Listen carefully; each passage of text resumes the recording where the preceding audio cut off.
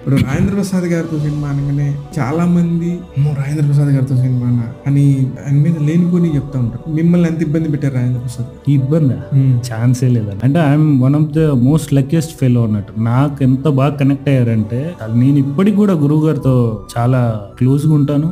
Cinema పుట్ట బాగా support చేశారు. అయ్యో చాలా సపోర్ట్ చేశారు. ఆయన ఎంత భుజాన్ని వేసుకొని ప్రెస్ మీట్ లో మాట్లాడడం వల్లే బేవర్స్ అనే సినిమా ముందుకెళ్ళింది. పని చేసిన మీలాంటి వాళ్ళకి తెలిసింది. అవునండి. అయ్యో ఇండిసిప్లిన్ ఉంటే డిసిప్లిన్ లోకి రావడానికి కూడా చెప్తాడు ఆయన. అరే అది కాదు, ఇదిరా, ఇలా చేయాలి, ఇలా ఉండు, ఈ బిహేవియర్ నేర్చుకో అనేది కూడా చెప్తాడు ఆయన. ఆయన నాకు ఒకటే మాట చెప్పాడండి, అరే నువ్వు ఫస్ట్ ఫిలిం తో ఇంట్రొడ్యూస్ అవుతున్నావు, వరుసగా 4-5 సినిమాలు చేసి నేను ఎవడు ఏం కామెంట్ చేసినా పట్టించుకోడు. నువ్వు చూడడానికి బాగాలేవు, నీ ప్రజెన్స్ బాగాలేదు, నీ యాక్టింగ్ బాగాలేదు, ఏదన్నా పట్టించుకోకు. నీ టార్గెట్ ఏంది, నువ్వు యాక్టర్ అవ్వాలి. 4 సినిమాలు పోతే జనాలకు నువ్వే నచ్చుతావు, నీ కంటెంటే నచ్చుద్ది. వితౌట్ ఫిలిం బ్యాక్గ్రౌండ్ తో వస్తున్నావు కాబట్టి కంటిన్యూస్ గా నీ పని నువ్వు చేసుకుంటూ పో అని చెప్పారు.